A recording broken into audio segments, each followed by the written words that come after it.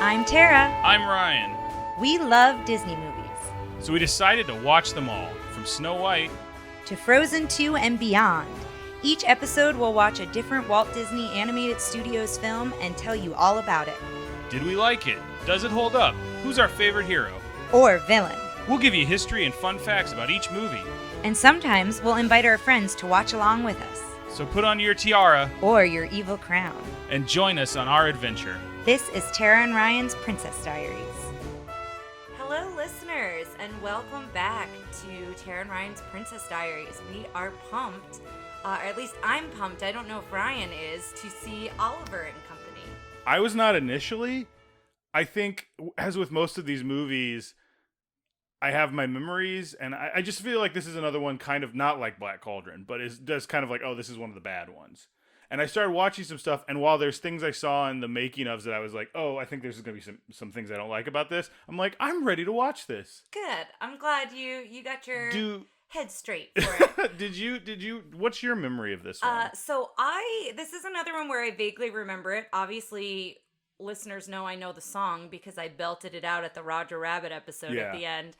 So I think I was probably an embarrassingly old age when I realized it was based off Oliver Twist, because I didn't grow up with the story Oliver Twist. That's something that like I never read Oliver Twist. Did you read Oliver Twist? No, but right before this episode, I read the Wikipedia entry. Oh. And oh my God, it's not. I mean, it is. It is, but it isn't. Yeah, and I've read that there were a lot of different characters, and you really could have had several movies because there was so much. Guys, if you think Harry Potter had it rough, you need to read the Wikipedia entry for Oliver Twist, because that book apparently is just like, orphan boy gets beat, starved, shot, kidnapped. It's just awful. And I think this really is just a part of it. Fagin and the Artful Dodger, who are like one-to-one characters in this, are completely are the bad guys. Yeah, I have stuff written about that, specifically about the villains.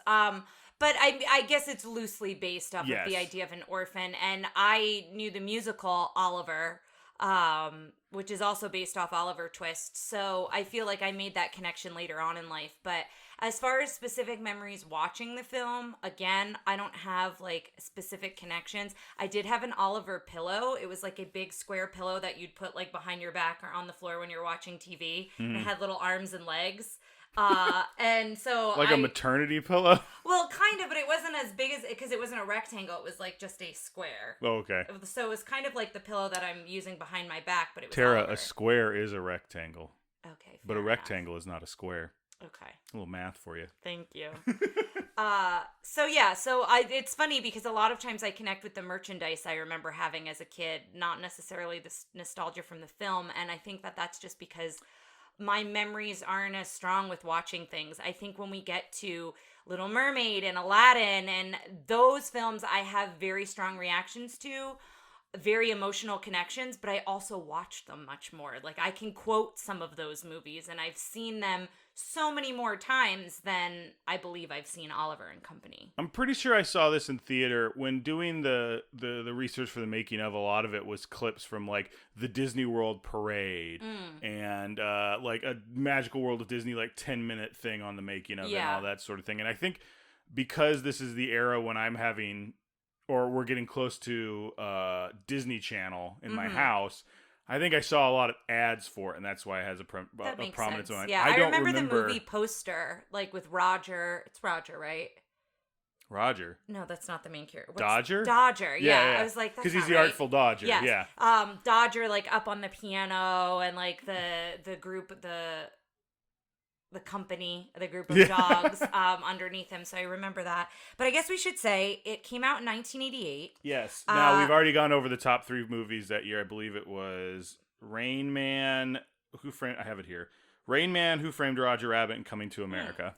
And what I wanted to say is it was 50% on Rotten Tomatoes, and it also came out, so it didn't get a very high score on Rotten Tomatoes. And there's some reasons why I think that I'll mention is specifically to deal with the villains too, but we can talk about that in a little bit. The other thing I wanted to mention, it came out the same day as Land Before Time. So they opened on the same day, and I believe Oliver and Company made more money on opening day than Land Before Time I think that's correct. At least, so we've, just a little bit of openness, we've watched a few, we're about to get into the whole Disney Renaissance, so we've been watching some documentaries, which we did very much suggest on Disney Plus. There's Waking Sleeping Beauty, which is a lot about this era. Which mentions Oliver briefly, so that's where we found out about the Land Before Time. And then the one that I almost would recommend over Waking Sleeping Beauty, especially if you're connected to the music. For me, I had such a stronger emotional response to Howard. Yes, I'll agree with that. Howard, not only because you learn about Howard Ashman's life story, and kind of what he battled and went through. So there's an emotional pull there, but I just really connect it with it also because I love the music from all of those films. And Howard wrote all the music for Little Mermaid. He wrote for Aladdin. He wrote one song for this, which Ryan, I think, was excited to share. So do you want to share the song he wrote? It's Once Upon a Time in New York City, yes. Sung by my boy Huey Lewis. Yeah, and so it was the first song he wrote for a Disney film. He then goes on, his story in the documentary is about Little Mermaid, is about Beauty and the Beast, and I think we will have a very special guest on for Little Mermaid, one of my childhood friends who I've mentioned on the podcast before. But I think we're going to save some time to talk about Howard there because his influence on Little Mermaid was throughout the entire film. But I highly recommend watching it. Now, it was interesting having watched the Waking Sleeping Beauty, which is a lot about Michael Eisner, Roy also Disney. very fascinating. Yeah. Michael Eisner, Roy Disney, and Jeffrey Katzenberg, because watching the making of this, I saw a lot of Katzenberg and Roy Disney. And one thing that was interesting on the making of is Roy Disney does a lot of work trying to put over the animators. Just being like, put over is a wrestling term for making someone look good, like getting them over with the audience. Sorry. That. Roy spends a lot of time talking about how great the animators are, kind of talking about how Billy Joel recorded his stuff early, and then they had to go back and he's like going into the technical details of it. He's like, they had this much time to make him say a word in this many frames, and really does a lot of work for them, which you'll see in that documentary. I also wanted to mention that a lot of the talent, we didn't mention this on Roger Rabbit, but we learned about it in Waking Sleeping Beauty, that a lot of the animation talent on Roger Rabbit, they moved the animation and the production of the film to London. It was a different group of animators than the Disney one. Now, after Roger Rabbit, they come over. I would have liked to read more of this. Like, what happened to the ones that weren't handpicked? Yeah, they basically took a lot of the successful animators from Roger Rabbit and they brought them back to Burbank to work on Oliver. Now, at that point, Oliver had to have already been in, like, they were working on Oliver at that point. So we didn't have a lot of details, but they did mention that in the documentary.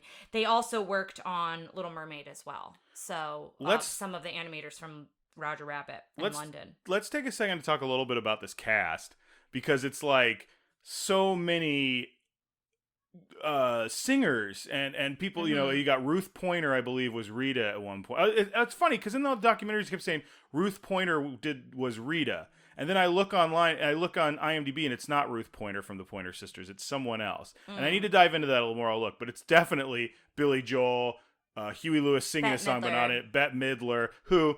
Guys, I completely forgot about this when we did the Cartoon Crush thread, but I remember as a kid, I think I had a cartoon crush on Georgette, and her song. I think this had such potential to be very good, and I'm interested to see it because it's not super remembered, but this is a slice from 1988. Like they took a deep, like, when they core cheese, like a big cheese wheel to figure out the cheese is good. That's what I feel like. They just stuck that into 1988. We're like, we're going to get a little Huey Lewis, a little Billy Joel. It's like the 1988, late 80s, early 90s, just classic bland rock. Mwah. Yeah. And what we should say about that as well is the film takes place in New York City in the 1980s. So similar to Dumbo, not all Disney movies take place in the era they come out. So this came out in the late 80s. It took place in the late 80s in New York City. But you know what movies do take place in the era? For the most part, they're pretty modern. Lady and the Tramp, 101 Dalmatians in this movie. What is it with Disney where they want to tell the story of like animals. dogs tell you are like where we are in society? Yeah. The other thing that I found interesting, a couple things I wanted to mention about New York City in general. The animators took photos of New York City streets for reference using cameras that were set about 18 inches off the ground to get a dog's point of view. So I thought that was really cool. The other thing I wanted to mention is this is one of the few animated films to feature kind of front and center a shot of the Twin Towers. So I also want to mention that if that is potentially a trigger for someone. I grew up on the East Coast. I grew up in New Jersey. So seeing an image of the Twin Towers for me, when I see it in different movies or in different television shows and things like that, I do have an emotional connection and response to it. Not as strong as it used to be. What's interesting is after 9/11, a lot of films edited out the Twin Towers because they didn't want it to be emotional and upsetting for individuals. Disney opted not to do that. I think it was more so a money and cost thing. And at that point, the film had already been released to video in 1996 and it was 2001. So there were many different reasons, but a lot of fans of the film in more recent years have said that they appreciate that they didn't take it out. And I will say now, looking back, now that there's time in between when it happened, I think it is nice to see them because they did exist. Yeah. And I think taking them out almost says that they never existed. And again, that's hindsight is 2020, right? I think the opening shot is the Twin Towers with the sky and everything. And they were like, if we take them out, it's just the sky. Yeah. So I think that was part of it. Is it like it really is a weird opening? Yeah, and I understand why filmmakers did take the Twin Towers out of things. But again, now that there's been time on it to reflect on it and there's been space sometimes from 9/11, I do think it is nice to see them in some films. So it's also like, it's a time capsule, and it's like you don't want to erase them from existence. Exactly. But like I think there were movies where like the Twin Towers were in the background of like a 2-shot dialogue scene, and they were like the whole time no one's gonna be listening to it, they're gonna be going, oh, the whole time, especially when it came out, and that stuff I understand. Now this is are you excited also because this is a New York movie starring a good old Jersey boy, Billy Joel. Starring Joey Lawrence, I didn't realize was the voice of Oliver as a kid in this. Yes, yeah. I am pretty pumped for it. The other thing... Feach Lamara from Sopranos himself, Robert Loggia as Sykes, the bad guy. Oh, fun. I don't think I made that connection when I was reading about Sykes. Can I make one more point about... this is for my nerds out there. I'm talking to Chloe. Patrick Stewart was considered for the voice of Francis, but he was too busy acting as Captain Jean-Luc Picard in Star Trek The Next Generation. Okay, just want to get that in there. I wanted to mention another voice, which is a big-time voice in Dom DeLuise. So what's interesting is Dom DeLuise mostly voiced animated characters for Don Bluth films. However, he did a voice for this, I believe, I can't remember. Fagin, yeah.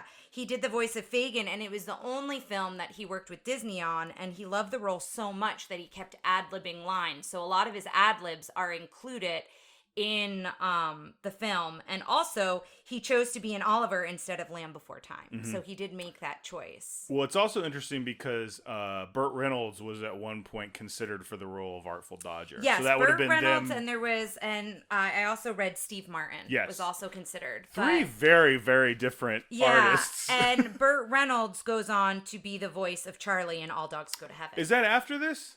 Yeah, that's with Dom DeLuise. I think 1989. Yes. I think I read. I'd have to double check that. And that's why I brought it up. Dom DeLuise and Burt Reynolds were a big movie comedy duo at this time. Cannonball Run, other things I can't remember. The other thing I wanted to mention, we always kind of talk about awards. It was nominated for a Golden Globe for Best Original Song with Why Should I Worry? However, Working Girl, that was the film, and the song was Let the River Run, is what won for the Golden Globes. Oh, I thought that was another song from this. And No. However, it did not get nominated at the Academy Awards. The movie was Working Girl. Yes. Okay, I thought it was all one thing. That's apologize. The one with... Yeah, the movie was Working Girl with Carly Simon.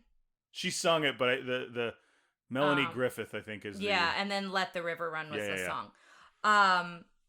It also is the last Disney animated film to use the line overlay or the cell overlay. So that's the technique that we've talked about, which it's used to make backgrounds match the lines of the Xerox objects in the film. So it's one of the last films to do that. And it's one of the first films to use computer-generated backgrounds. Yes, I read that. And we go on to, with Rescuers Down Under, talking more about computer animation we'll do caps, that. Which now, we'll move into that. And watching The Waking Sleeping Beauty, we didn't realize there was such Pixar. This is Pixar who's doing all this computer stuff this early. That's kind of who they went to. Yeah, that was the company. So I didn't realize. I mean, it's also weird to me to remember that Toy Story came out in 95. Like, that feels like such... Like, Pixar just, to me, is synonymous with after 2000. Like, they're just two different things. Yeah. But... Also the dog dances, so all the different dances from the dogs were based on choreography from Bob Fosse, so I thought that was kind of fun. I have another fact. Bette Midler's song. I went, one of the things I did is I went and I looked at the soundtrack, because I feel like you've got all these great singers, but like this soundtrack it didn't stand the test of time. And I'm wondering why. And I was looking at, like, none of these people wrote the songs, and I think that might have been part of it. But Barry Manilow wrote "Perfect Isn't Easy," which is the Bette Midler song, which I thought was kind of cool. That's interesting. It also, talking about the music, it's the first fully animated Disney musical, which has at least 3 songs excluding the main title since Fox and the Hound. So it's been a little while since they've had heavy music. That's weird to me that they would consider, like, the 2 songs in Great Mouse Detective not making it a musical. That just feels like one of those weird facts where they... Probably, yeah, but I think it's 3 or more is what they decide for whatever reason. Right. So I wanted to talk a little bit about the villains, if that's cool, and then I have things to look out for unless you have any other facts. I think that's it. I've got stuff to talk about when we're done, but... Okay. So as listeners know, I have 2 different villain books that I go to for information on the villain specifically. So for the Frank and Ollie villain book that I have, Fagin in the original text was a master criminal. However, a master Jewish criminal, as was pointed out in the Wikipedia. And then they had pictures, and doggy? Well, it was 1838, I believe. Yeah, 1838 is when the text was written. I mean... Yeah, I'm just... Congrats, everyone was racist back then. Well, I'm just saying, I don't know that we mentioned that. I'm not, like... I'm just kind of saying that. However, in the movie, Fagin is more a small-time thief. He tricks the dogs to pickpocket, but he's very good to the dogs. So, he's not really a strong villain because he actually really cares for the dogs, Well, Fagin isn't the villain in this. Okay, I was like, did they put Fagin as the villain? No, but what they're saying is he kind of was in the original text. Yes, definitely was. So Sykes was kind of ruthless and stupid Bill Sykes, I think is how he maybe was described in the text or how they thought of him. He becomes powerful in this film. He becomes the boss controlling an empire. So there is a Sykes in the thing. Okay, yeah, and he's not as strong of a villain, I believe. I have not read Oliver Twist, so again, this is just what I read from the villain's book. As someone who read the Wikipedia page, let me tell you. So the other thing I wanted to write is Glenn Keane, the animator, he wanted Sykes to be powerful physically, so he really focused on his strong hands and thick fingers. He wanted his fingers to look like bratwursts. So I wanted them to be really thick. I feel like I remember all of his shots are his head is kind of in the back and his hands and knees are... Because he's in the car a lot. Yes, and part of the reason for that is the original concept was to keep him in the shadows. So kind of like the hunter in Bambi. We never see the hunter's face. So the original concept was he was supposed to be in the shadows. He was supposed to be mysterious. However, when they got to the story development, it called for more action from Sykes. So they had to animate him more clearly and have him be prominent in different scenes, and I think Keane was kind of disappointed in that because I think he liked the mysteriousness of him. That feels a little bit about like our problems with the Horned King from Black Cauldron, which, by the way, guys, again, talking about Waking Sleeping Beauty, they just bury Black Cauldron in that one. The other villains book I have also talks about that Sykes is kind of reminiscent of a character from The Godfather or Goodfellas. Well, he has Robert Loggia. Yeah, he has that feel to it. And the other thing I wanted to mention here, going back to Frank and Ollie's book, is they talk about how, when a film flounders versus when it's successful, and focusing on the villain. And I would kind of agree with this. They say, who is the victim of Sykes? You know, he hardly sees Oliver, we'll see in the film. Fagin works for him. You know, the rich girl who wants Oliver, he goes after her. The company of dogs, he doesn't have a major focus. Mm-hmm. And the same thing is they quote it, I quoted it, a picture often flounders when there is no clear victim or even a hero to take on the villain. And so that might be why this one didn't do as well, is because there wasn't a clear focus, there wasn't a clear battle, there wasn't a clear conflict. Mm-hmm. So it'll be interesting to watch it with that lens. I think we're still going to enjoy it, but it will be interesting to see that. The other thing I want to mention, and I'm mentioning it here to remind myself, in the other villains book I have, the newer one that Ryan got for me, they have a list of 6 of the best villain cars of all time. And the majority of them we've already seen. So I will be sure to post that. But Sykes' car appears on that list. I think it's 6 or 8. And Madame Medusa has 2 vehicles on the list. Yeah, so, is one her little swamp thing she runs around and then in? the other one is the Cruella de Vil-esque car. Yeah. So I have a ton of things to look out for that I wanted to mention because there are a lot of kind of interesting facts. Do you want me to go through those, or do you want... Go ahead. Okay. When Oliver wakes up after sleeping on a truck, there's people who walk by, and we need to look out for Roger from 101 Dalmatians. Pongo from 101 Dalmatians, Jack, Trusty, and Peg from Lady and the Tramp are in Why Should I Worry? So we should keep out for that. There's a hidden Mickey. Fagin has a Mickey Mouse watch that he winds up pawning. So that's something to look out for. I think he has like his whole, if I remember correctly, he's got an arm full of watches. I believe so, yeah. And I one of them is the Mickey Mouse watch. Georgette, when she's singing, there's a picture of Ratigan among all of the photo frames. Well, I saw this shot a lot. There's a shot where she bursts through a door in like a hat, and it looks very reminiscent of when Ratigan comes out with his like all crown of his medals and everything. Yeah. Also, there's a dog that looks like Scooby-Doo in her portraits, apparently. Yeah, I read that. There's a man that Fagin tries to pawn. I believe it's his Mickey Mouse watch too, and it's a caricature of Peter Schneider, who is the vice president of animation. And in Waking Sleeping Beauty, they talk about he was a very kind of unique and eccentric individual. So the animators did a lot of caricatures of him, and you see them in the documentary. They go into, apparently there was a caricature like contest every year. Yeah, they just kind of like, this is something I kind of want to dive into because.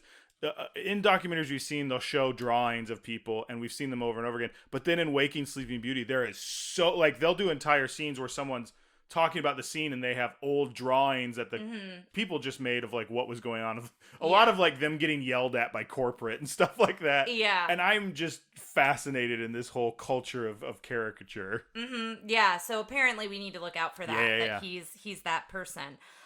The character Tito, voiced by Cheech Marin. His character apparently quotes the dwarf chorus from Snow White, Hi Ho, during the final warehouse scene. He also apparently loved doing this. Part of the reason he was like back for Lion King. Also, another actor we're going to see a couple times coming up. I know we used to talk about the old actors that showed up a lot. Roscoe Lee Brown is in as Francis. He will show up again, I believe, in Chicken Little. That one I saw somewhere. But I read that somewhere too. But also, he's Mr. Arrow in Treasure Planet. Oh, cool. Well, yeah, I think that's everything I have. Yeah. I'm actually really excited to watch it. Well, let's. This one, I feel like I remember very distinctly having a clamshell. Clamshell, yes. Oh, and that's the other thing we should mention. It's mentioned in the documentary as well. It came out in 1988. It was not released to video till 1996. There's a huge lag in when they released stuff. Part of that was, that culture of it being in the vault, and they talk about it briefly, but I'd like to find some more information. So listeners, if you have any, feel free to post it on the Facebook page of kind of the decisions as to why they held back. For a while, they didn't release it, and then because they were releasing stuff in theaters, and they thought it was going to take away from that. Yeah, and then when they released Snow White, it was such a huge success, and then I think they gradually started re-releasing to VHS. Well, it was also. Well, first they released Pinocchio. Pinocchio was the that's first right. Release. I apologize. And they Pinocchio said it was the first one. They said it was like printing money because they're like, no one had to do any extra work. Yeah, nobody else owned the rights to it or anything like that. So yeah, I think that's kind of another interesting subject. But So let's go ahead and we will take the Oliver and Company VHS out of the clamshell, jam it in the VCR, and let's check this one out. All right, see you on the other side, listeners.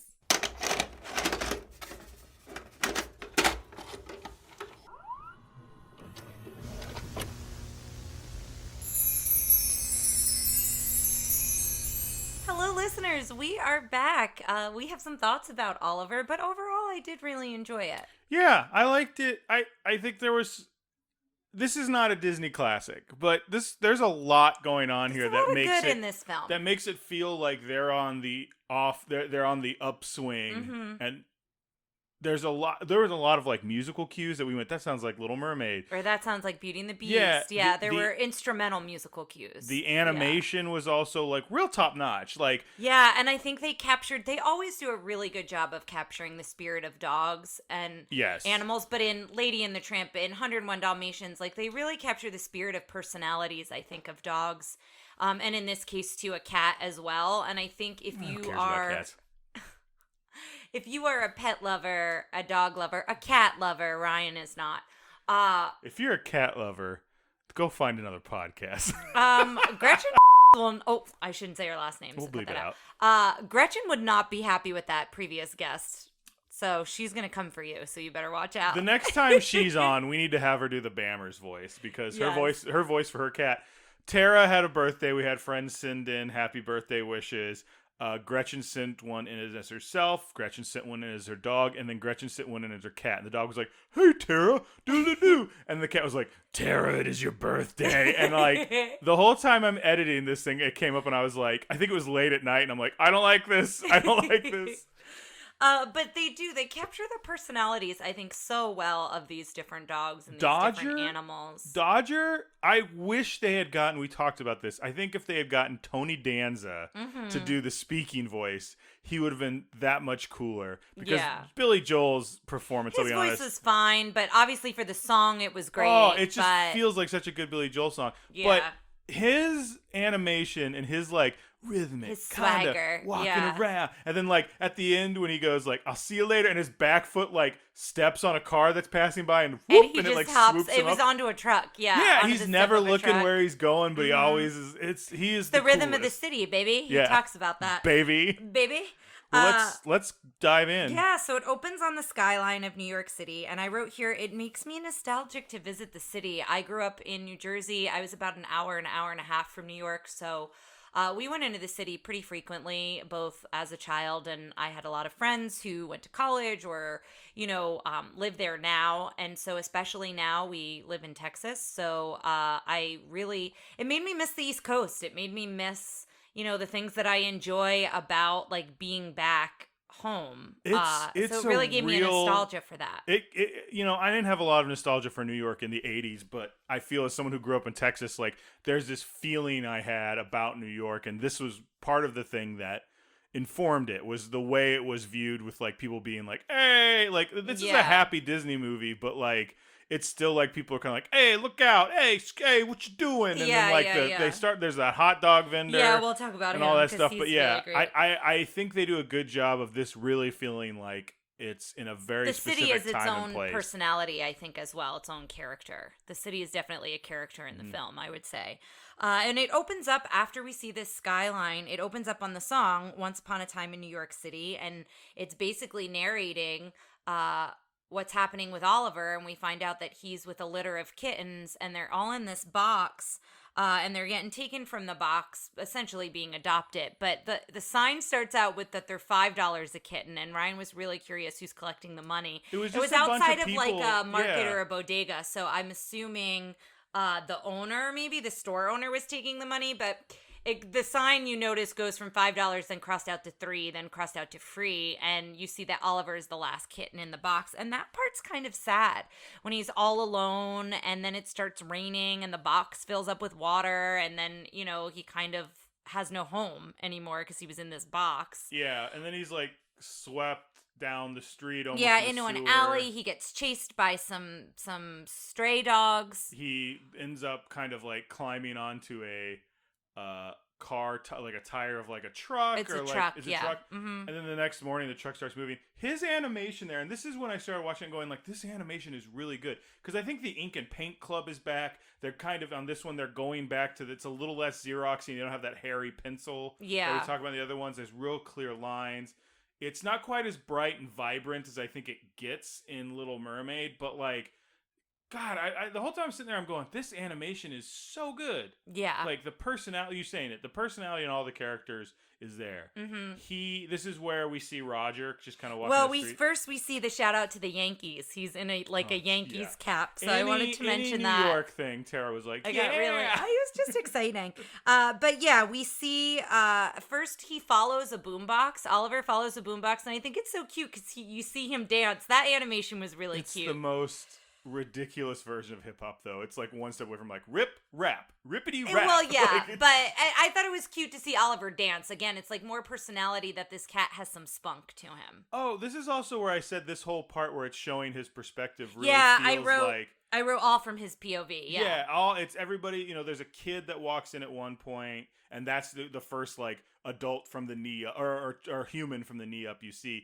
But it has kind of that feeling of that short we did, and I believe it was either Melody Time or Make Mine Music, one of the M's, and it was Johnny Fedora and Alice Bluebonnet. Was that sounds right? Yeah. And it was all done from like the head, but you couldn't really. It was really it had that kind of feel. Yeah, and so that's when we enter Big Louie, or excuse me, Old Louie, the hot dog vendor, and he's singing. And so Ryan asked me if that was true of vendors. I've never heard a vendor sing, but I also don't spend nearly as much time in the city as a lot of my friends do. So listeners, if you've ever heard of any kind of a street vendor singing, I'm sure street vendors to get people's attention are singing and carrying on and having a personality. I feel like... Yeah, well, I wonder if it happens more now. Let's say specifically hot dog vendors, because there's a difference between like a street vendor, I think, in New York, or like a food truck A food vendor, I guess. But like, yeah, so hot dog guys are mostly like, come eat your dirty hot dog watered hot dog. I love a street hot dog, don't you? Yeah, no, I'm not. Listen, I'm telling you exactly what I have, would, and still will put in my body, like at any point. But it's disgusting, but it's wonderful. We see Old Louie, and he's like smoking a cigar, and he's singing, and then this is when Dodger comes in strutting, and we only see his feet at first, which I think is a really cool point of view. You see Dodger's feet like under a taxi, and then you see like another dog walk by him, and then his feet stop. You know, and so it's a cool way to be introduced to this character. But then he catcalls the dog, a female dog that's like all done up and groomed really nicely. So yeah, we didn't love that he catcalled her, but it's quick. It kind of passes by. I have a little bit of a fact on the hot dog guy. Old Louie? Old Louie. Okay. So he is voiced by Frank Welker.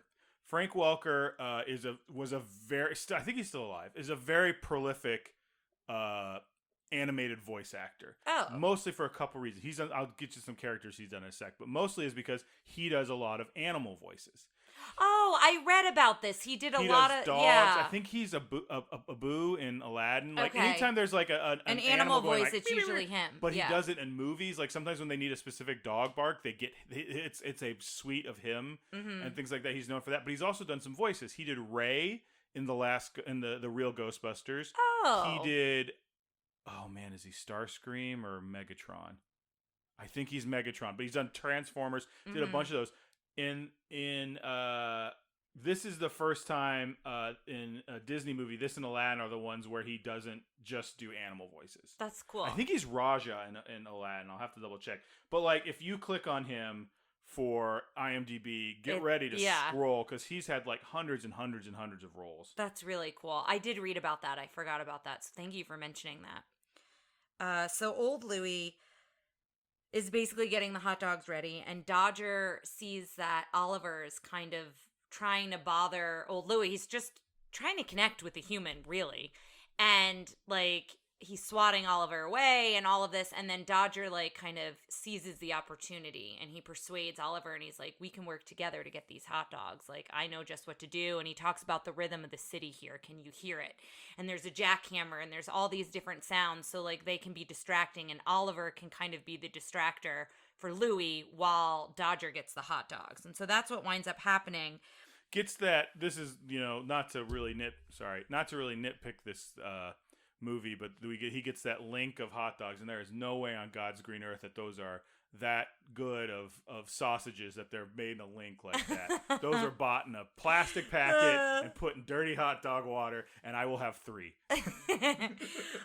So they get the hot dogs, and then Dodger immediately tries to ditch him, and he's like, this has gone from a partnership duo to a partnership uno, and he's got this cool air about him and is basically trying to take all the hot dogs for himself. And then Oliver, of course, chases him. And then this is where the most famous song, I think, from the film, Why Should I Worry, comes in. And he sings this song, and he's got this swagger. And so you're watching them go all throughout the city. He's hopping on taxi cabs. They walk in wet cement. And then he's washing his paws in fire hydrant water. And Oliver's keeping up somewhat. Like, he's not, like, right on his tail, but he's close behind this whole time during this whole song. And every time Dodger thinks he's ditched him, he kind of shows back up. And one of the parts I loved that I genuinely laughed at was after they're both wet, they go over the grates, and I hate walking over those city grates and feeling that hot air, because it's just like this stagnant, like, hot air. It's the same of like if water drips from a building and drips down on you in the city. Have you ever had that happen? You're like, where did that water come from? So real quick, my experience with New York, Tara's been there for most of it. I think I've been to New York City twice, maybe just once. I think just once. Just the once. Okay, so I'm thinking of the one trip divided up. The other time I went, I was stuck in LaGuardia for a few hours. That's the closest I've been to New York City. Yeah. So we went and we got off the bus. Is when we lived in D.C. We took a bus all the way up there. I got off, and I remember it was the middle of the night. And in New York, everyone takes their trash and puts it on the sidewalk to get picked up the next morning. I mean, sure. Yeah. At least wherever we got dropped off, with all the bodegas and shops and whatever. And I just was like, so I get off, I'm like, New York, trash, like thrown in front of me. And I'm like, what? And it's just like, and it was just so like, it was like, it's New like, York, welcome to the city. I'm like, here we are. Look at all this trash. Why do we love the city? The next day, it was beautiful. We went to Central Park. We did that stuff. Yeah. But I just remember that. I will never, ever forget trash night in New York City. But there are like very specific things, like water being dripped on you, and you're like, where did that come from? The same thing with the heat, like and it's from the subway and whatnot. Yeah. But they walk on one of these grates. Those things make me nervous. Yeah, you don't like walking on them. No, I feel like I'm gonna fall through. Yeah, I don't like it. So when they walk on them, when Dodger dries off, and again, very slick and kind of elegant, he shakes off, and then it cuts to Oliver, who looks so pissed, and he's this giant fur ball, and I just loved it. I remembered that from being a kid. I remember that scene very specifically, and then I died when he was a furball. And again, it captures the personality. Like, some of the looks these animals give are so specific and detailed.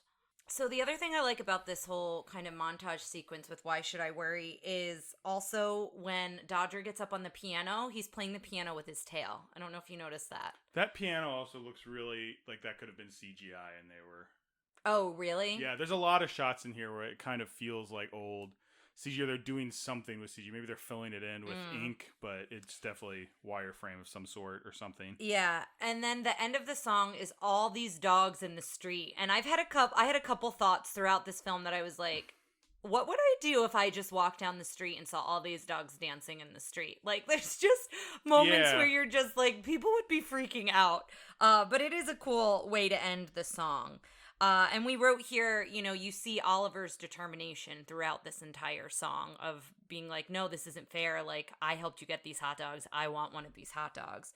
And then it cuts to the houseboat, we're now kind of in the outskirts of the city, and we hear some... Houseboat is generous. This is a barge that has been converted into a living space. And we hear some music on the radio, and we're introduced to Tito the Chihuahua dancing.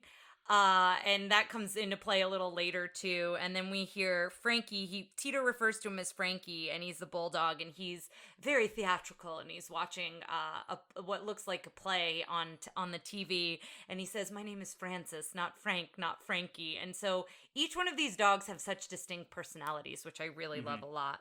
Einstein is the Great Dane, and, they're talking about what kind of loot did they have for Fagin. And so he comes with, like, a broken tennis racket, so they're kind of comparing what they had. And Francis was supposed to get the food, and he didn't, and then Dodger comes in to save the day and says, I got us food, so we don't have to worry about it. And Rita is the female dog, and so they're all asking, how did you get this? And, of course, he's retelling the story that Oliver was, like, this menacing, like, creature, and, like, he saved the day. And then all of a sudden, Oliver falls from the roof because he's been listening in, and it kind of scares them all, and then they realize it's just a cat, and then they kind of all dogpile on each other, and is it the Great Dane that's like, dogpile? Yeah. And then jumps Einstein. in. And then Fagin enters, and Fagin has a box of biscuits. So this is where we really see the love between Fagin and the dogs quite a bit. Fagin may be my favorite. No, Dodger probably is, but I love the design of Fagin. I do too, and I like so pathetic but so lovable. Yeah, and he's just so kind and sweet to the dogs and to the animals, to Oliver too. I love that they draw each one of his teeth. Yeah, like instead of like usually it's just like a line, and that's the idea of teeth. Yeah. His is like he's got such poor teeth. Yeah, and his nose is a completely different color from the rest of his skin. Like he is. Yeah, there was a lot of detail with Fagin and a lot of thought. And you can tell that the dogs really love him too. Like they're really excited that he's home. And then we hear a horn. I was gonna say we love his house too because like every little piece of it is trash, but it's done like it's very thought out. Rita sleeps in like an open steamer trunk, but it's got like a shower curtain. Yeah. And like Dodger sleeps on an inner tube. He sleeps an inner tube with like an umbrella over it. Yeah, it's like this is home. It's trash, but it's home. Yes, yeah. And then we hear a horn, and it's Sykes with the Doberman. So then this is how Roscoe we're introduced. And DeSoto? Yeah, I believe so. We're introduced to them. And I wrote he has a real mobster vibe, and he continues to have that vibe throughout the film. And, he hangs back in the car, and so he's in the shadows here. We don't really see his face or anything at this point. And we find out he lent Fagin money, and now Fagin needs to pay him back. And so that's what he's here for. And so Fagin goes out to the car, and the Doberman come in. So it keeps going back and forth between the Doberman talking to the gang of dogs, the pack of dogs, and then Fagin talking to Sykes. And he's like, Sykes is on almost like a pier on the car, and so Fagin's like on the very edge, about to fall into the water the entire time. Because he parked that way, so Fagin would have to stand there. Exactly. Yeah. So it's all this back and forth, going back and forth and talking and saying, I need more time and all of this. And he threatens Fagin, and when he rolls up the window, he like crushes Fagin's hands and like part of his face in the window. Any of the scenes with Sykes are kind really of inappropriate. Not inappropriate, but like... and threatening. Very threatening. Like the rest of this movie feels very fun and friendly and joyful. fancy, fanciful. And then Sykes shows up. I think I said Fagin earlier. Sykes shows up, and it's like... That's when it feels at its most 80s. Like we were talked about in Who Framed Roger Rabbit about like you can't have an 80s cartoon unless there's something kind of like, oh God, about it. And like Sykes is that. Sykes is that. I would agree with that. Roscoe the Doberman, he winds up smashing the TV, and they're kind of going back and forth. And we find out that Sykes gives Fagin 3 more days, 3 sunsets, 3 sunrises, and then 3 days. And Fagin's like, so that's 9. And he's like, no, Fagin, that's 3. And then Fagin falls into the water. He opens the door, which knocks Fagin into the water. And DeSoto, the other Doberman, that's when he finds Oliver. So I think he smells Oliver or sniffs him out. And Oliver scratches his nose. Yeah, gets him in the nose. And then the dogs... Like, doesn't just itch his nose, scratches Yeah, and then the dogs protect him. That's when I think they really become a family. They refer to themselves as the gang.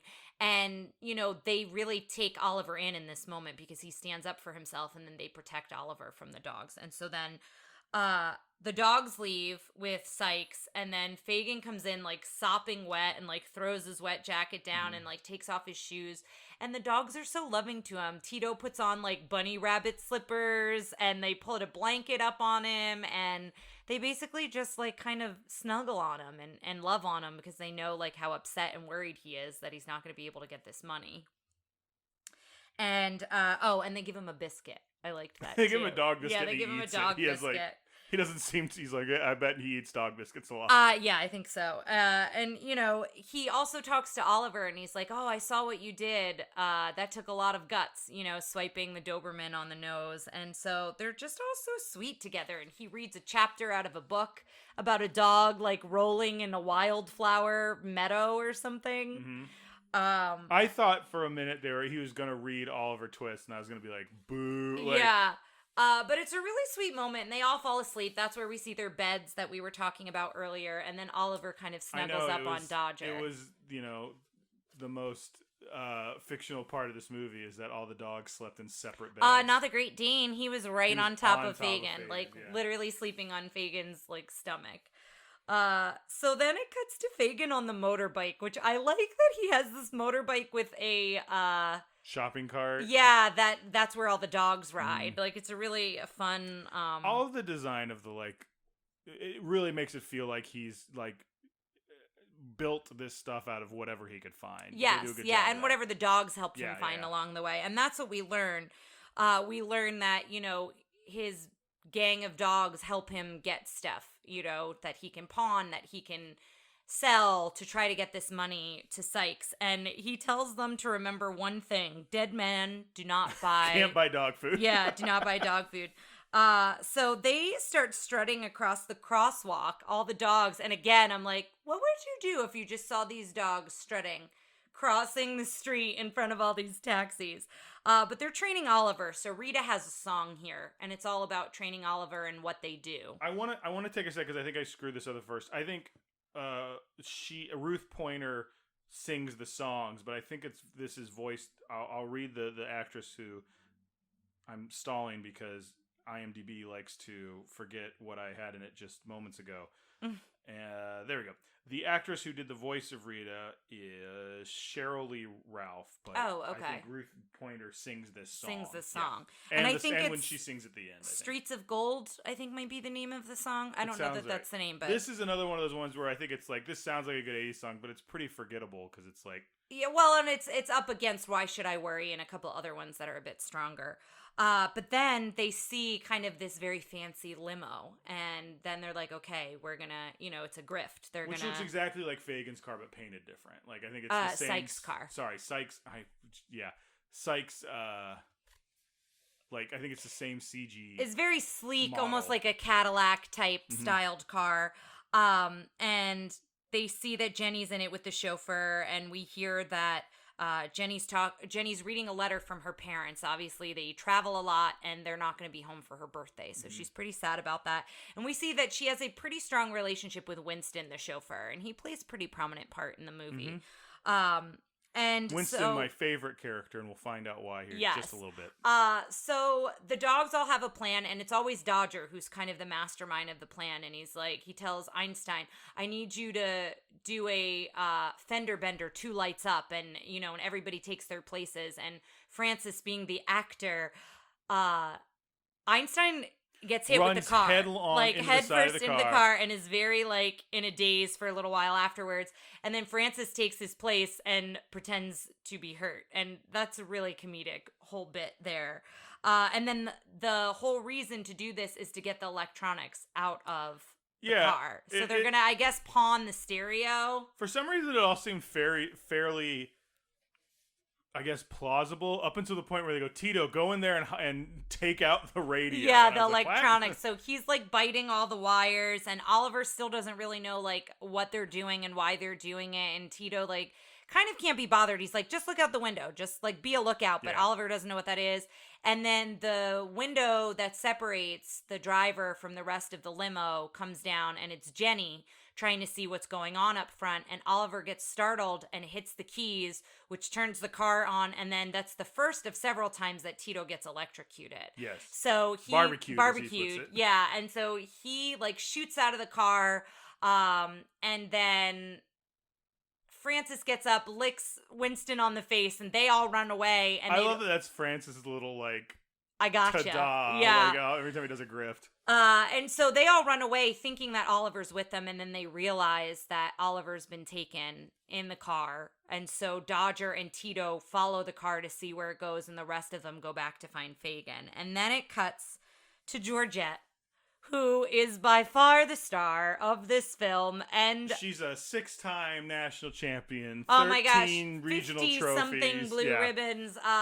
But her opening scene is so good, because Winston, when they come in with the cat, he's like, I don't know what Georgette's gonna think of this, and Georgette has a whole room to herself where all of her trophies are and her bed, and he opens the door to wake her up.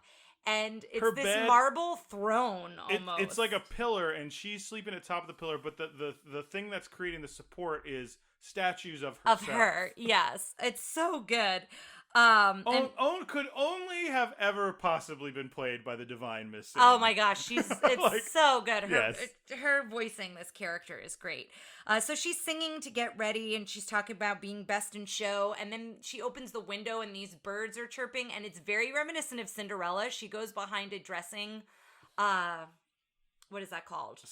A dressing screen, so. And the birds come with what looks like a sponge, but it's actually like leopard print fur that she's gonna wear, and they're like draping everything onto her behind the screen, and then she kind of comes out from behind it. And I think the song might be "Perfect Is Me." I don't know that that's Perfect the name. Isn't Easy is Perfect the name of the song, but the song goes "Perfect Isn't Easy, but it's me." But it's me. That's right. And so we cut to Jenny in the kitchen, who has made a mess in the kitchen. There is stuff everywhere. She's made pet poison. Like, she's trying to make food for Oliver. Any kids watch, like, do not let your kids then go, I've got an idea, because it's like something Cocoa Krispies, and I'm pretty sure raw eggs are on the ground, and there's a million things. I know dogs don't like chocolate, but let me see if cats don't. You go ahead, I'll find this out. So she makes it all up, and Winston again is like trying to toe this line of being like, I need to care for you, but I also like, it's your house kind of a thing. Chocolate can also be lethal for cats. Okay. And she puts a lot of whipped cream on top of it as well. And so she puts it in Georgette's bowl. And he's like, I don't know if we should be putting it in Georgette's bowl. And she's like not paying attention and gives it to Oliver, and he's so happy. And then it goes back to Georgette, and she comes into the kitchen and sees Oliver eating out of her bowl, and when she barks, it's the divine Miss M going bark, bark. It's so good because she's a show dog, so she probably hasn't like been taught to bark. Whatever right? the reason, it's hilarious. It's like, so and good. It never is not funny. And it happens every time she barks. And because she always says, bark, bark, Winston. Yes. And then Ryan said here, and I agree, that she has a Cruella DeVille vibe to her. She does that thing when she meets. When she meets Oliver, she's super sweet, but in a way that only a naive person would think is in actuality sweet. She's not the villain, but man, does she have big Cruella vibes. Oh, she's so good. And so this is where we overhear that Jenny asks her parents who are on the phone if she could keep Oliver, and they say yes. So now Oliver is now part of the family, essentially. So, Dodger and Tito are trying to break Oliver free. They kind of see what's going on.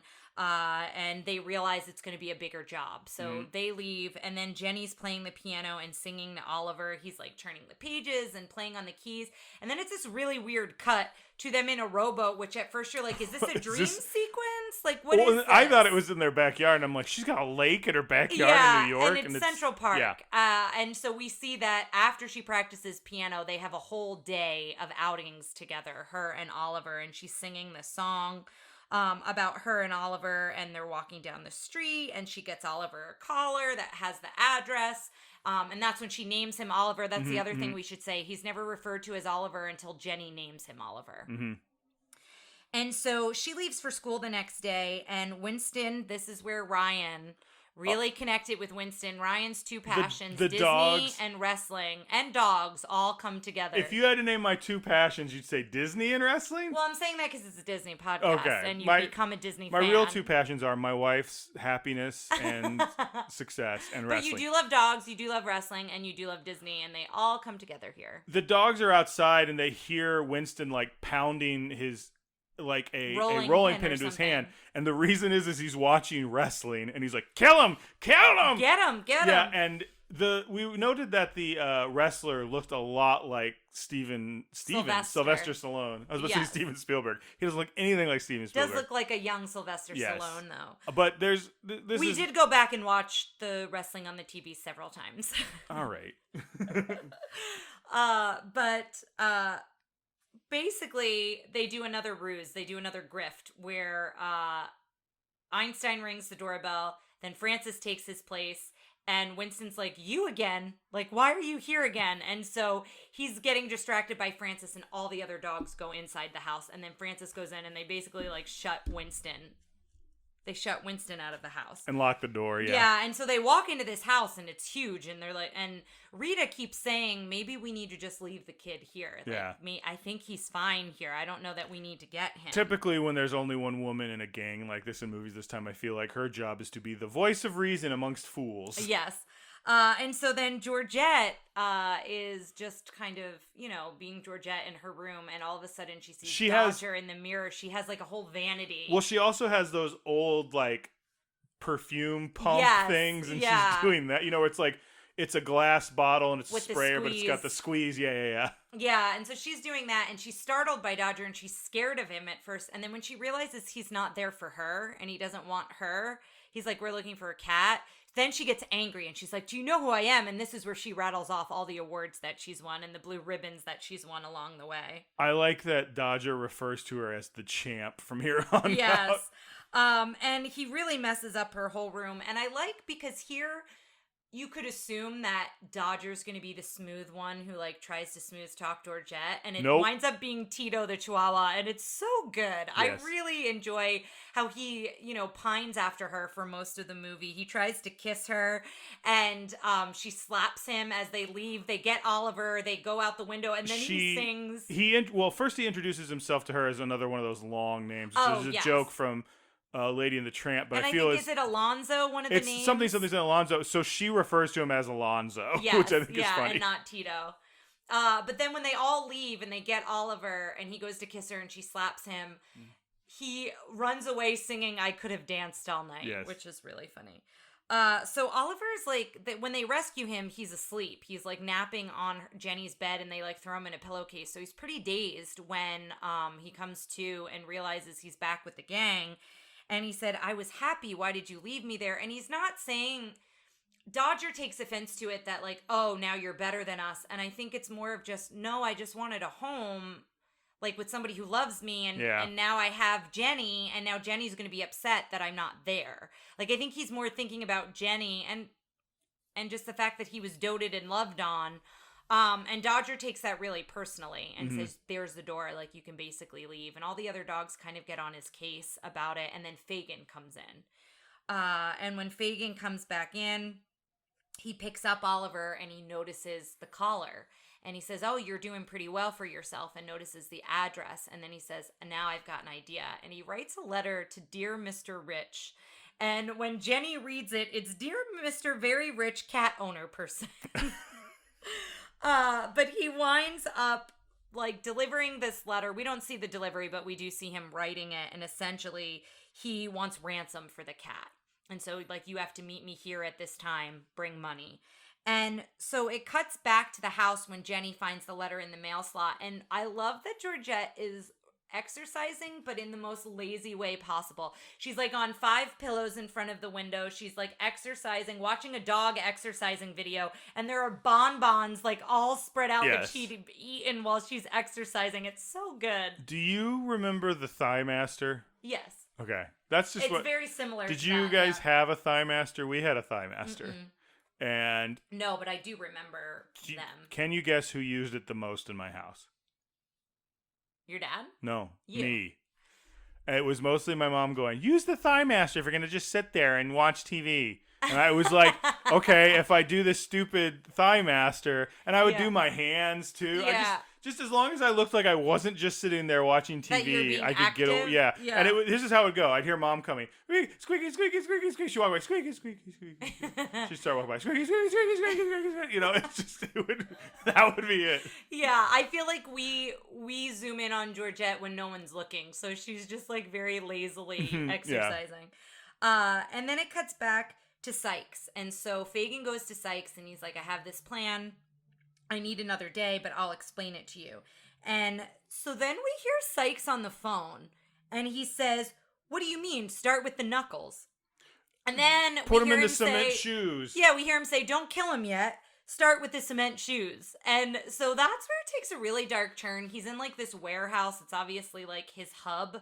Like he's got a little office space in this giant like warehouse on the docks. And so Fagin goes in and basically says, this is what my plan to get you your money.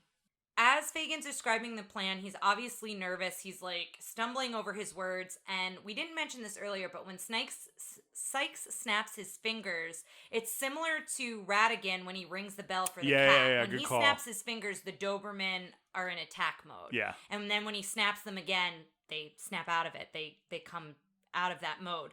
So he snaps his fingers, you know, with one snap, and they all go at Fagin, and Dodger comes to his rescue. So Dodger's kind of in between the Doberman and Fagin.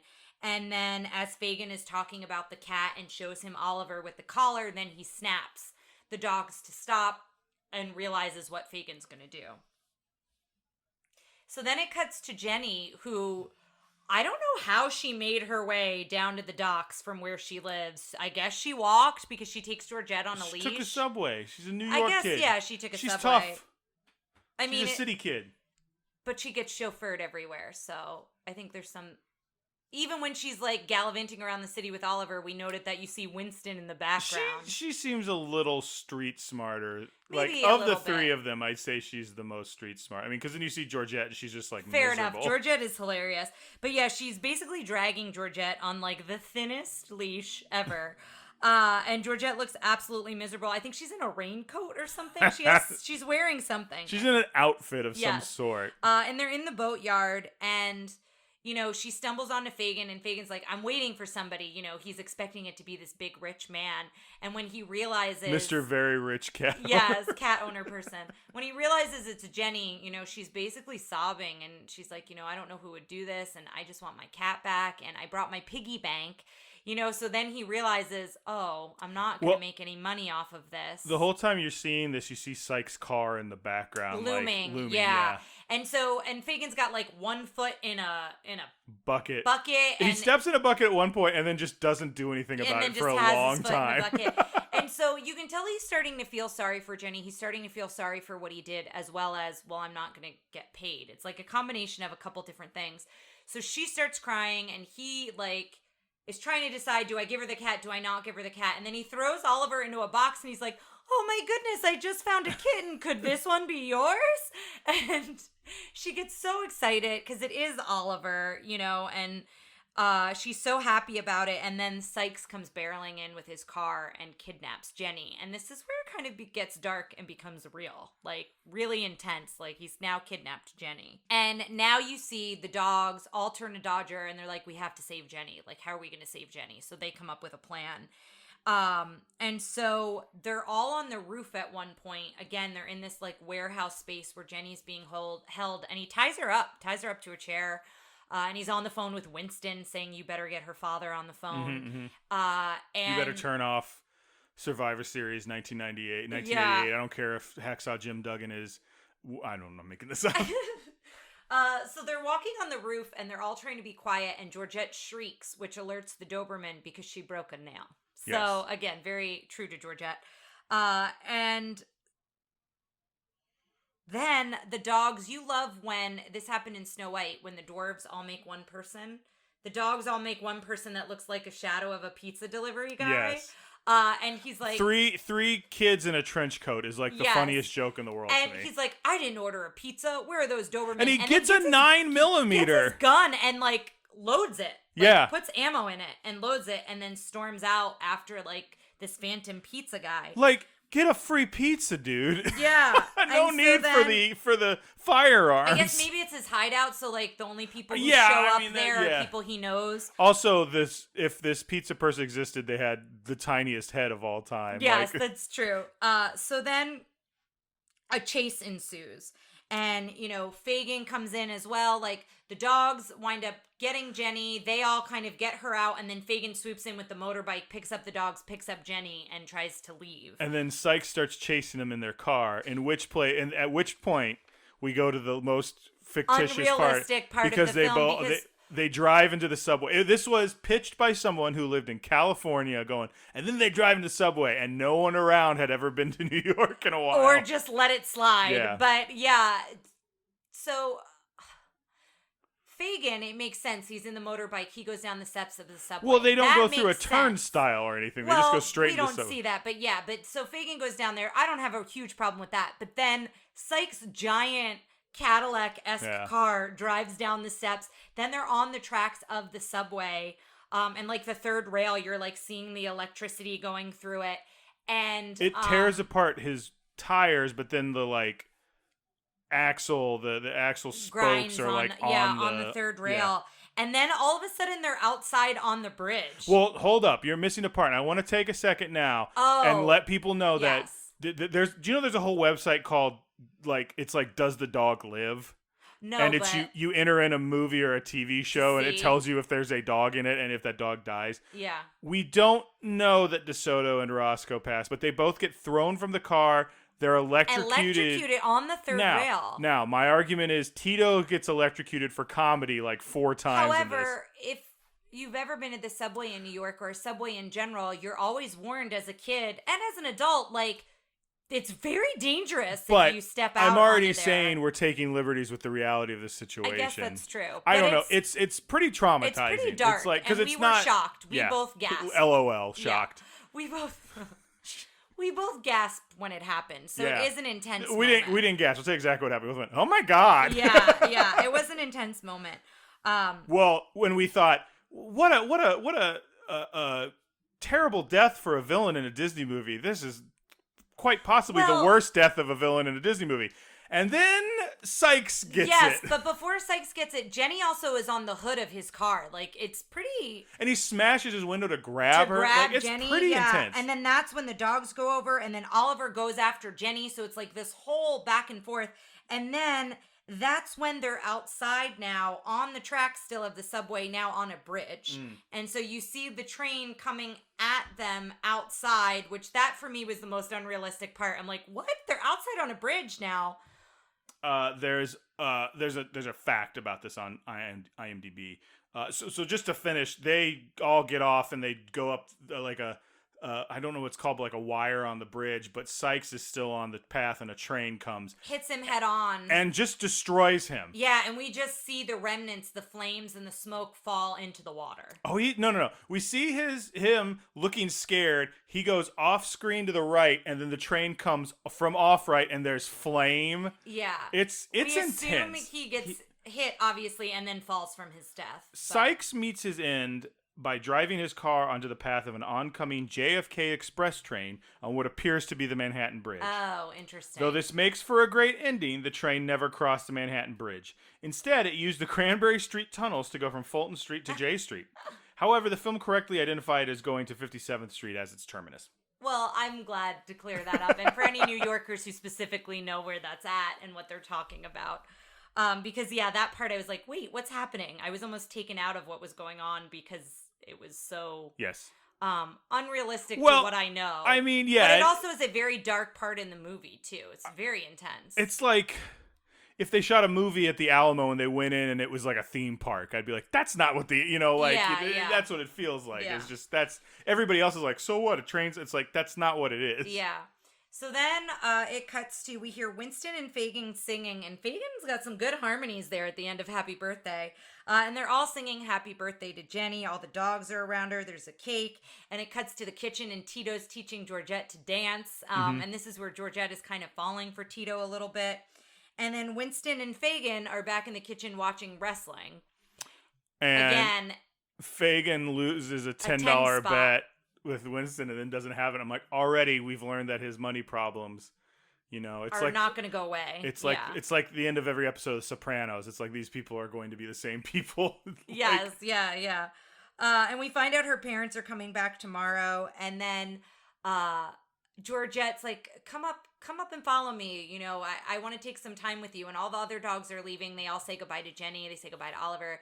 And Tito's like, I'll be right with you. And so she brings him up and she's like, you're not bad for a bug-eyed little creep. She's like, we could clean you up, give you a bath. And then Tito starts getting real nervous. And so she's then, like, and she says like she's doting on him a little bit. And then it cuts to all the dogs outside. And they're all leaving. And Tito comes flying out in like a sailor outfit with his hair done. A sailor suit. And he's and like, a bow on his tail. He's like, get me away from her. And it's so funny that, he was doting on her. And this is a stereotype that happens a lot. The minute that like he's able to get what he wants, he no longer wants Women are always wanting to change men from who they truly are. This is another stereotype there too. I think that's definitely a trope they're trying to get at, but that's definitely what happened here for comedy. Yeah, that is what happened. I'm obviously playing that up. And then Why Should I Worry? There's a reprise of the song and it's all the dogs singing, and it ends on a very happy kind of positive note. Yeah.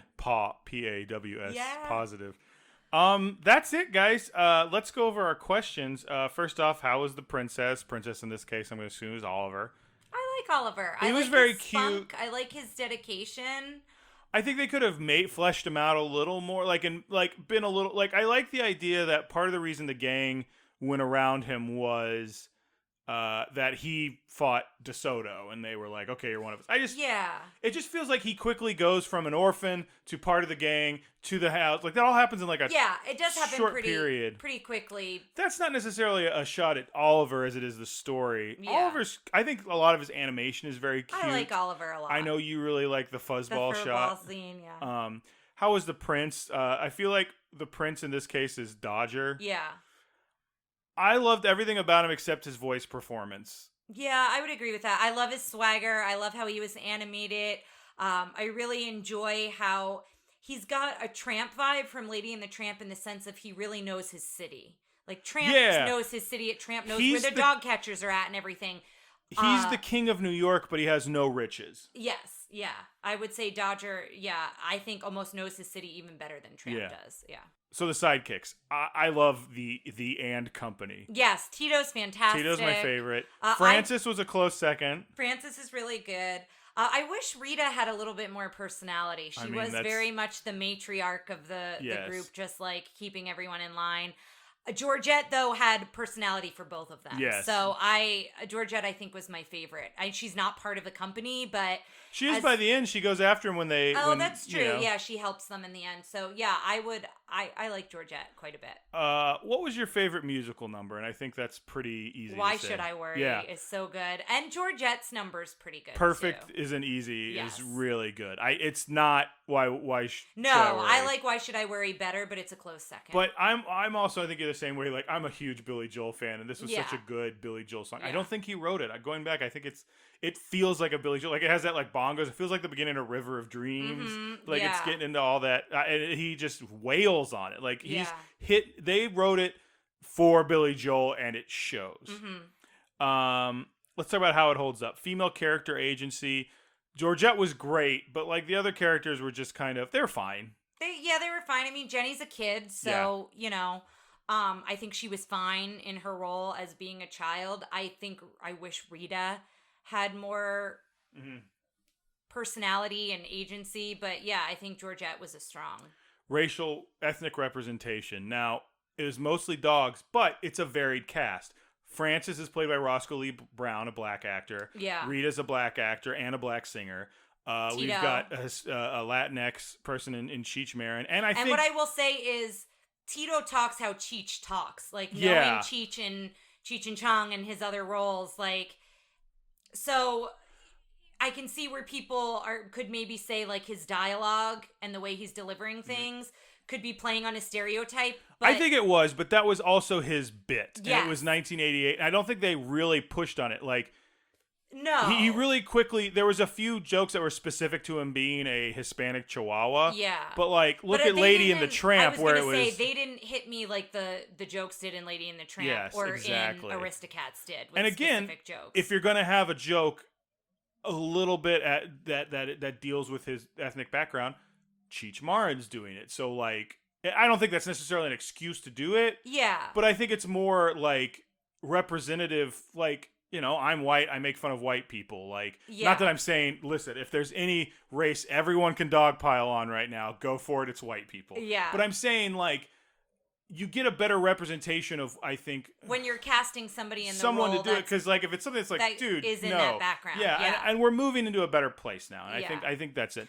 Again, as always, I'm a white guy. Let me explain to you how ethnic representation works. So please, if you have a theory on this, particularly if you're not a white male straight person like me, come at us. Let's hear it. We'd love to hear the varied opinions. The other thing I wanted to mention about Tito is we loved the way he was animated. He almost had this little hop every time he would get excited, or when he would go to run. It was like this, like three or four, like pop, pop, pop. He wouldn't move his feet, but his whole just body would move. Yeah. I think they did a good job of, he really felt like, if you've ever been around a Chihuahua, like anytime someone showed up, he's like, I'm gonna kill him.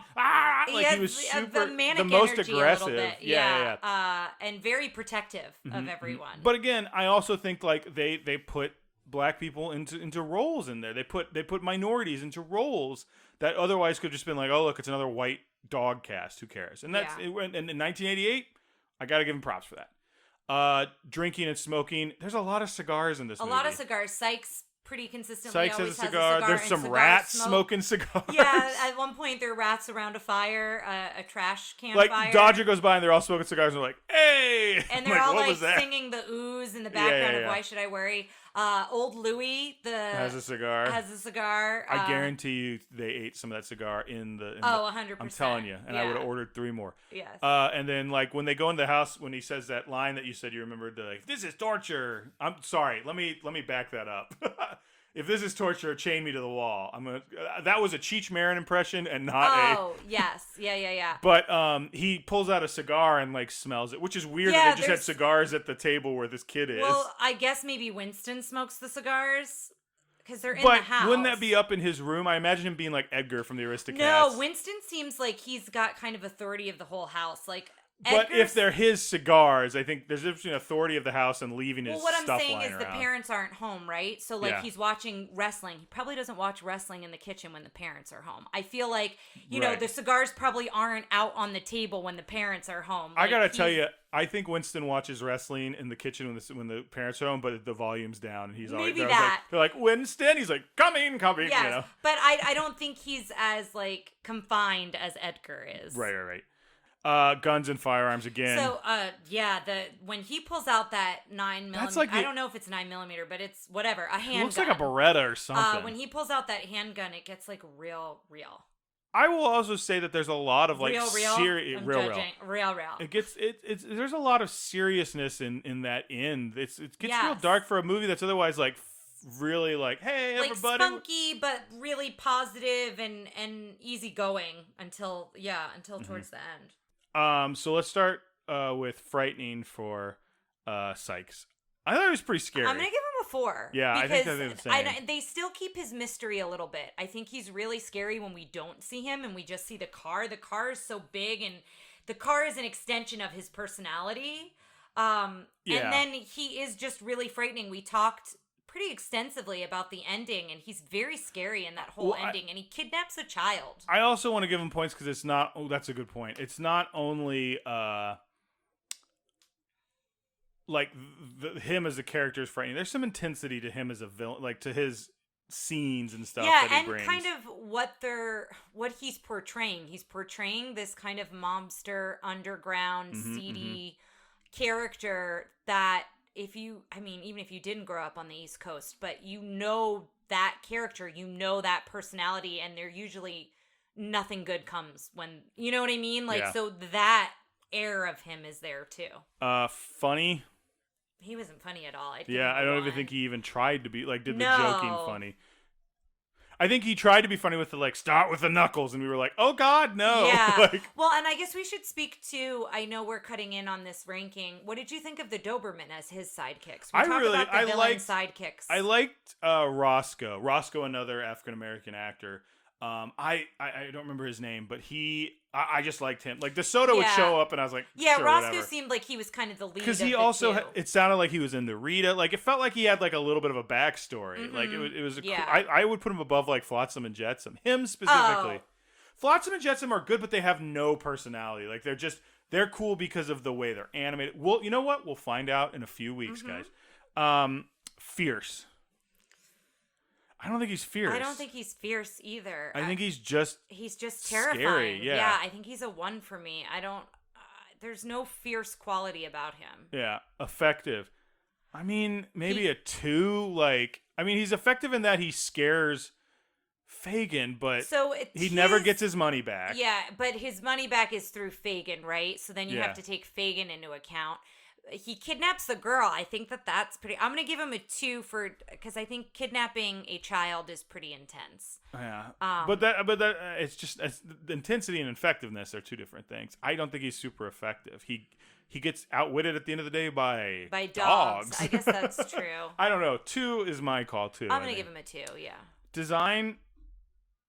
I liked his design. I mean, it wasn't like groundbreaking or anything, but reading the villain's book, and I think Keene achieved what he wanted with him. I think he is very,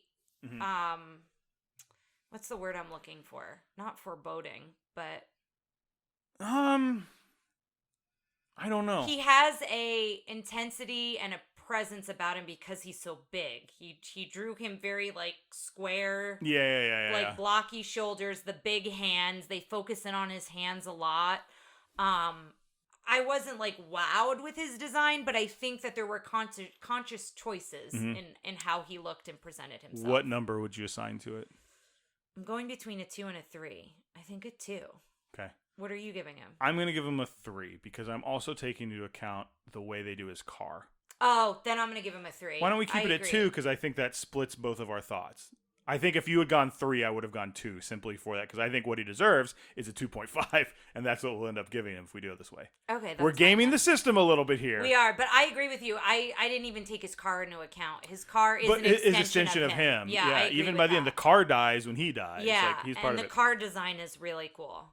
Go away, Heat. I almost want to give him a 2 or a 3 here. I'm going to give him a 3 because, again, I go back to him kidnapping the girl. I go back to the things he says on the phone. Like, obviously, he's got goons, minions, henchmen somewhere that are inflicting harm and death on somebody else. So I imagine it's all other Dobermans. Yeah. Yes factor. I got to give him a 1. I give him a 1 as a yes factor. I don't remember this character much at all. I don't either, and he's not one that I'm like, oh yeah, Sykes, but he is very frightening. So for you following along at home, that's a 14.5. Let me just see where that puts him in the villains ranking. I think it puts him pretty low. Probably, yeah. I think that's fine. I think he wasn't a good all-around villain. He was a one-note villain. Well, and they talk about that too, you know, when they talked about how films sink or swim depending on the relationship between the hero and a villain, and I think his motivation wasn't clear, right? And we talked about that. So he is 14.5, which puts him he is number 35. Oh, okay. He is below the, 8-way tie between all of our most hated villains, Stromboli, Amos Slade, Donald Duck Libido. Well, hold on. Actually, let me figure out. So it's Stromboli, the MCP from Tron, Lumpjaw, Donald Duck's Libido, Amos Slade. So that 5-way tie there, and he's above Mr. Winky from Mr. Toad. Oh, okay. You know what? He's in good company with all of them, to be quite honest. Yeah.